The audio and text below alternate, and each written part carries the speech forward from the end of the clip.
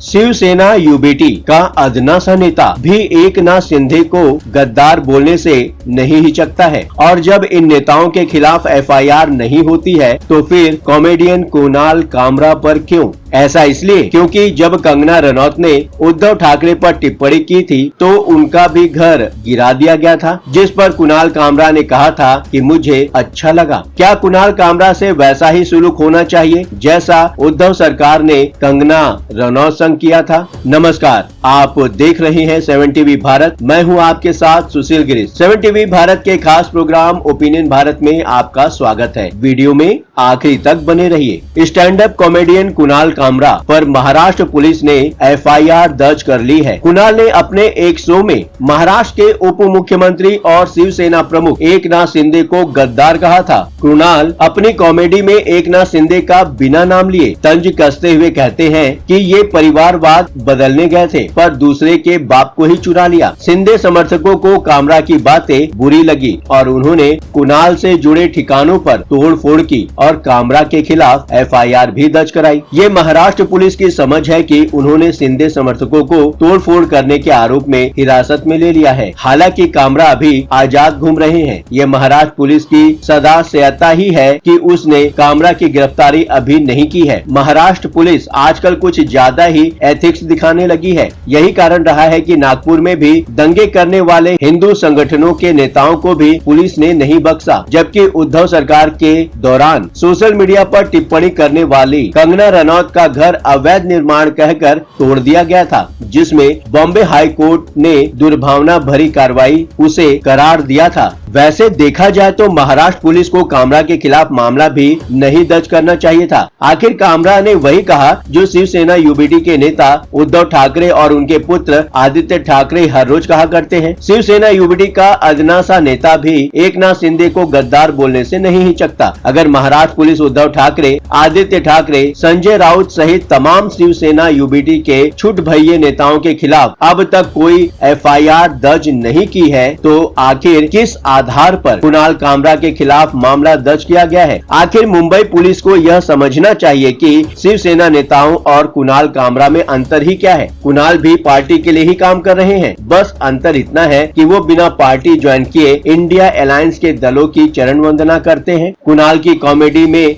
NDA नेता ही target पर रहते हैं। कुणाल कामरा की कॉमेडी बेहद सतही होती है। उनकी कॉमेडी को कभी सामान्य दर्शकों ने तवज्जो नहीं दिया। ये कारण है कि उनका कोई बहुत बड़ा फैन बेस नहीं है, इसलिए उन्होंने सही रास्ता पकड़ लिया। भारतीय जनता पार्टी और उससे जुड़े नेताओं और पार्टियों के खिलाफ बोला जाए, इससे एक तरह के समर्थकों का वर्ग तैयार हो जाएगा। ये ऐसे लोग हैं जिन्हें प्रधानमंत्री नरेंद्र मोदी और उनके साथ आधे अधूरे ढंग से खड़े लोग भी देश के दुश्मन लगते हैं। इन लोगों के खिलाफ निकला जहर हमेशा देश में कुछ लोगों को अमृत लगता है। देश में यूट्यूबर का एक खास वर्ग है जो आज करीब 10 साल से हर दिन भविष्यवाणी करता है कि मोदी के खिलाफ बीजेपी में कुछ चल रहा है। इनकी हेडलाइन ऐसी होती है जैसे मोदी की सरकार बस गिरने वाली है, मोदी के सहयोगी बस उनका साथ छोड़ने ही वाले हैं। 2024 में मोदी की नहीं होगी वापसी, 2029 तक मोदी नहीं रहेंगे पद पर, मोदी अनपढ़ है, मोदी ने देश को बेच दिया। इस तरह की हेडलाइन देने वाले यूट्यूबर भी जानते हैं कि मोदी अभी कहीं नहीं जाने वाले हैं, पर देश के एक तबके को यह सब देखकर सुनकर बड़ी तसल्ली होती है। बस उसी खास तबके को पकड़ने की कोशिश में कामरा जैसे कॉमेडियन कुछ ऐसा करते रहते हैं कि उनकी रोजी रोटी चलती रहे। इन लोगों में कोई कला नहीं है। ये जानते हैं कि कला के नाम पर अगर एक दिन भी ये बोल दिए कि क्या शिवसेना यूबीटी में बाल ठाकरे के पुत्र उद्धव ठाकरे के पुत्र आदित्य ठाकरे ही नेता हैं, क्या ठाकरे परिवार से बाहर का नेता यूबीटी का लीडर नहीं बन सकता है? कामरा कभी यह भी नहीं पूछ सकते हैं कि उद्धव ठाकरे ने जब 2020 में बीजेपी के साथ चुनाव लड़कर जनता से वोट लिया था तो रिजल्ट आने के बाद फिर कांग्रेस के साथ क्यों चले गए? दरअसल कुणाल कपूर जैसे लोग आर्टिस्ट है ही नहीं, ये आर्टिस्ट होने का ढोंग करते हैं। आर्टिस्ट होने के नाम पर ये वैचारिक स्वतंत्रता की बात करते हैं, पर कोई दूसरा आर्टिस्ट विचारों की स्वतंत्रता दिखाएगा तो ये अपना मुंह बंद कर लेते हैं। आपको याद होगा कि बॉलीवुड अभिनेत्री कंगना रनौत, जो अब सांसद बन चुकी हैं, ने कभी कामरा की तरह विचारों की स्वतंत्रता दिखाई थी। उसका हश्र ये हुआ कि